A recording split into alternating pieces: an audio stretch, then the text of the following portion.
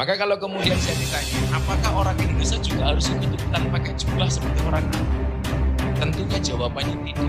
Kiai Haji Hasyim Asy'ari, pendiri Nahdlatul Ulama, pakai sorban, pakai jubah, dan pakai gendut, saudara. Dan jadilah orang Islam, tapi jangan jadi orang Saudi. Artinya apa? Nilai ajaran agamanya kita pakai, tetapi budayanya tidak harus sama. Makanya para ulama ikutin Nabi. Para ulama pakai sorban, para ulama pakai jenggot, para ulama pakai jubah. Ikut siapa? Bagaimana dengan cara orang yang bisa menutup aurat? Apakah harus menggunakan jubah? Ikut siapa? Ikut siapa? Sampai Hadratus Syekh Al-Alimul Allamah Kiai Haji Hasyim Asy'ari, pendiri Nahdlatul Ulama, pakai sorban, pakai jubah, dan pakai gendut, saudara. Subhanallah walhamdulillah wa la ilaha illallah. Bab kesunahan menggunakan gamis. Wan Ummi Salamah, dari Ummi Salamah radhiyallahu ta'ala anha, Ummi Salamah qalat bercerita, kana ahabbu thiyabi ila Rasulillahi al-qamisu. Ahabba thiyabi ila Rasulillahi al-qamisu, paling disenanginya baju bagi Rasul adalah gamis. Gamis itu adalah baju yang berjahit. Kalau sarung tidak harus berjahit, bisa lembaran dilipat. Kalau baju berjahit,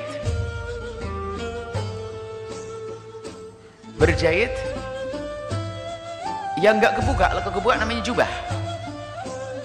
Baju dijahit, tutup lah ini kan, dijahit. Kemudian tidak kebuka. Baju yang dijahit dan tidak kebuka, dan biasanya dipakai untuk dalam, namanya gamis. Dan Nabi senang dengan seperti itu, dan umumnya dipakai dari kutun dan bukan dari wal. Rawi Imam Abu Dawud dan Tirmidzi wa qala hadits hasan, ini adalah hadits hasan. Baik.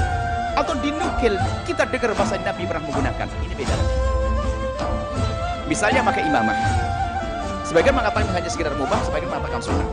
Pakai jubah, Nabi pakai jubah, Nabi pakai gamis. Lihat, bagaimana hukumnya mengenakan itu semuanya? Hukumnya adalah sah-sah saja, boleh-boleh saja. Yang tidak pakai nggak ada masalah, ini bukan kewajiban. Ingat, saya tidak mau pakai, saya tidak mau pakai imamah, Anda tidak salah. Saya tidak mau pakai jubah, nggak ada masalah. Saya tidak mau pakai gamis, nggak ada masalah. Anda sudah menutup aurat pakai baju batik tadi, sholat. Lalu bagaimana yang pakai gamis, pakai jubah? Sama, kalau niatnya untuk sombong, mau biar dia anggap ini, ya salah niatnya, bukan bajunya yang salah. Pakai jubah, pakai imah, niatnya wah biar dianggap ini, itu sudah niatnya salah. Ini bukan urusan hati, kita hanya bicara zahir saja. Bagaimana segala baju yang diindikasi atau dinisbatkan kalau itu kepada Rasulullah, maka ketahuilah, bagi yang tidak pakai, karena ini bukan sebuah kewajiban. Bahkan masalah kesunahannya pun adalah sebab ulama berbeda. Kalau kita niat mengikuti Nabi dapat kesunahan, kalau tidak ya enggak. Artinya ini adalah wilayah mubah. Kalau mau naik wilayah sunnah, Anda tidak haram kalau tidak pakai baju jubah. Anda tidak haram kalau Anda tidak pakai gamis, tidak ada masalah. Yang masalah bagaimana? Yang masalah adalah siapapun yang merasa risih dengan apa yang pernah dipakai Rasulullah, hati-hati, itu saja. Kalau Anda lihat, habis, jubah, imamah, hati-hati, Anda membenci Rasul, khawatir imannya kropos. Beda ya. Kalau Anda melihat orang, kalau Anda tidak mau pakai jubah, suka-suka. Saya ikut mbah saya kan seorang kiai. Oh, oke, tidak ada masalah. Mbah Anda menutup aurat. Pakai apa mbahmu? Pakai belangkon. Oke. Pakai pohon songkok, nggak ada masalah. Lalu bagaimana yang pakai jubah? Ya, nggak ada masalah, selesai. Tapi kalau awas, Nabi pernah pakai jubah. Sehingga para ulama itu begitu pandainya membangun cinta dengan Rasulullah sampai urusan istinja dengan batu. Orang istinja dengan batu atau yang serupa dengan batu semacam tisu dan sebagainya, itu hukumnya mubah. Boleh Anda lakukan, boleh tidak. Tapi bagi siapapun yang merasa jijik, maka dia wajib melakukannya agar tidak merasa jijik dengan yang dilakukan Nabi. Maka mohon, semua apapun yang dinisbatkan kepada Nabi, hati-hati. Jangan Anda merasa tidak nyaman. Kalau ada orang pakai misalnya baju yang mencoba niru Nabi, kita khusnudon, semoga niatnya benar. Nggak usah pamer ilmu, pamer. Anda salah. Anda sudah masuk wilayah hati yang Anda tidak tahu, hanya Allah yang tahu. Jadi indah hidup tuh. Kalau ada orang pakai jubah, yang pakai jubah tolong ya jaga hati. Jangan sampai ini menjadi baju kesombongan. Tadi nggak boleh baju kesombongan. Bisa jadi baju kesombongan. Biar dianggap ini. Tapi kalau ada orang pakai baju tanpa niat apa-apa, Anda tidak boleh merendahkan. Tidak boleh Anda mengolok. Apalagi itu dinisbatkan kepada Nabi. Hati-hati, jangan-jangan kita mengingkari apa yang dilakukan Nabi. Tidak perlu berkata kalau Nabi di Jawa pasti pakai belangkon. Tidak usah ngomong begitu. Kenyataannya Nabi tidak pakai belangkon. Dan Nabi tidak melarang Anda pakai belangkon. Bahkan ulama-ulama banyak pakai belangkon kok. Dan itu penerus Nabi SAW.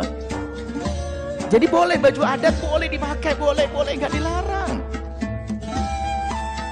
Saya sesaat juga pakai kok. Hanya kalau saya pakai begini itu banyak hal yang kami. Guru-guru saya kebetulan banyak yang pakai begini. Ada yang pakai songkok ya, kadang saya pakai songkok. Saya pakai ini. Semoga kita dijauhkan dari kesombongan.